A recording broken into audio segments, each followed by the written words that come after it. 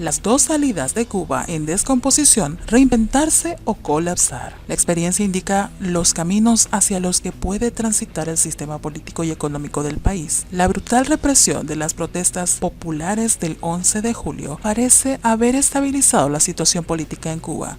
Sin embargo, el régimen debe entender que, a pesar de su larga experiencia represiva, en esta ocasión la calma es precaria por varias razones. La primera y más importante es que el 11 de julio se rompió la importantísima barrera psicológica, la convicción meticulosamente cultivada por Fidel Castro durante décadas. La segunda razón es que las causas del 11 de julio no van a desaparecer a corto plazo. La incompetencia económica del régimen es intrínseca y su legitimidad política casi ha desaparecido. Liborio ya dejó de creer en la narrativa oficial y sabe que su situación no va a mejorar con el Partido Comunista. Para colmo, la crisis sanitaria precipitada por el COVID-19 refuerza la imagen inepta e intolerante del régimen y ha extendido la rebelión popular al sector de la salud pública. La tercera razón es que más allá de sus declaraciones de solidaridad, ni Rusia ni China están dispuestos a sostener a un régimen parásito e indigente. Está claro que el continuismo de Raúl Castro es insostenible. El régimen está hoy en una encrucijada, su élite paralizada, aferrada a la represión y renuente a introducir reformas serias. La oposición se ha radicalizado definitivamente, ya que la represión, en vez de extinguirla, la multiplica. Esta es una mala señal para la oligarquía del PSC. La literatura académica identifica un curso evolutivo que siguió la mayoría de los regímenes totalitarios. Según este modelo, Cuba podría estar pasando ahora mismo de un post-totalitarismo congelado a un post-totalitarismo en descomposición. Las características de este último estadio incluyen liderazgo intransigente y paralizado, total decadencia ideológica, falta de legitimidad política y económica, cinismo generalizado en la población y una represión que comienza a ser contraproducente. ¿Suena familiar? El modelo predice que cuando el régimen entra en descomposición, o se reinventa o colapsa inevitablemente. La misma literatura académica nos puede indicar las alternativas de reinvención posibles para el régimen cubano en la encrucijada actual. No se trata de hacer augurios ni de combinar las lecciones del pasado con las circunstancias del presente. Además del ensayo de Thompson, otra referencia importante para ese análisis es el clásico de Samuel Huntington, titulado La Tercera Ola, fines del siglo XX, publicado en el 91. Conocido en la literatura académica como post-totalitarismo híbrido o leninismo de mercado.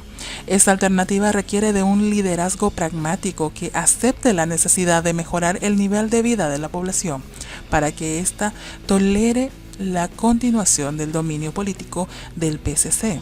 Esto solo se logra sustituyendo el modelo de economía centralizada por otro donde predominen el libre mercado y la propiedad privada. Esta es la peor salida para la oposición democrática porque garantiza la permanencia indefinida del PSC en el poder, como en China y Vietnam. Si hay partidarios de esta vía en el régimen, han sido acallados por la facción dura de Raúl Castro. Además del pragmatismo político, esta alternativa demanda celeridad y determinación.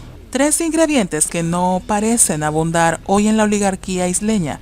Estimo que tiene una baja probabilidad de producirse. Transición controlada a la democracia. Definida por Samuel Huntington como transformación, esta alternativa consiste en una transición deliberada hacia elecciones libres y democráticas plena, iniciada y controlada de principio a fin por el régimen. Según Huntington, la mitad de las 35 transiciones ocurridas entre el 1975 y 1991, transición controlada a la democracia, definida por Samuel Huntington como transformación. Esta alternativa consiste en una transición deliberada hacia las elecciones libres y democráticas, plena, iniciada y controlada de principio a fin por el régimen. Según Huntington, la mitad de las 35 transiciones ocurridas entre 1975 y 1991 fue una transformación como en España y Chile. Esta salida tiene ventajas para todos. Por un lado, evita la violencia y encausa todos los intereses todos los intereses y actores internos y externos en la misma dirección. Por otro lado, la élite esquiva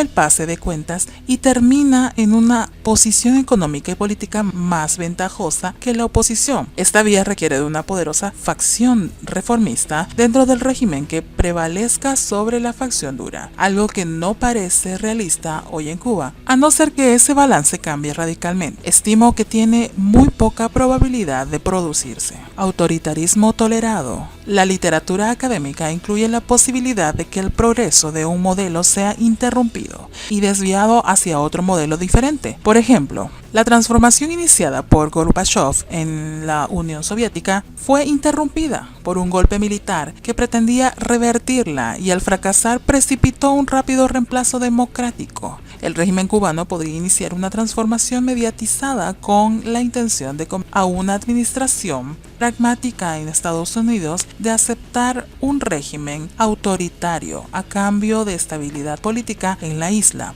Si la transformación es bendecida por Estados Unidos con una normalización diplomática y comercial, el régimen congelaría la apertura y se quedaría en el poder como una cleptocracia autoritaria al estilo de Vladimir Putin. Esta opción es viable porque manipula el temor compartido en ciertos circuitos militares y de inteligencia norteamericanos de que un colapso del régimen convertiría a Cuba en un estado fallido, presa de narcotraficantes y terroristas. Según esta especulación, es más conveniente para Estados Unidos llegar a un entendimiento con el régimen que contribuir a su colapso.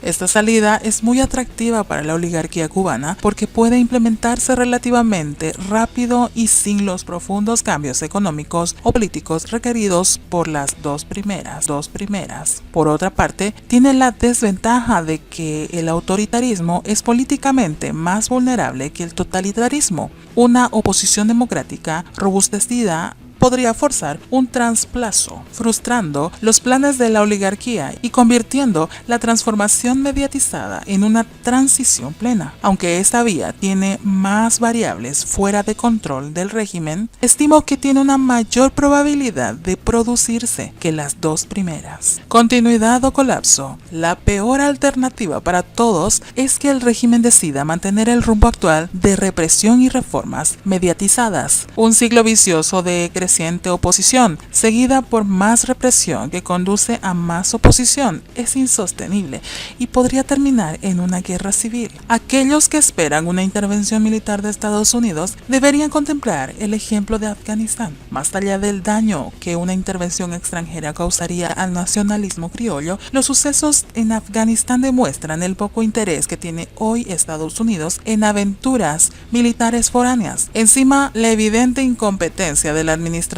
Biden manejando un asunto de primordial importancia para la seguridad de Estados Unidos debería ser suficiente para desechar la alternativa intervencionista en Cuba. Para incompetentes, con los de adentro sobran. Patria y vida,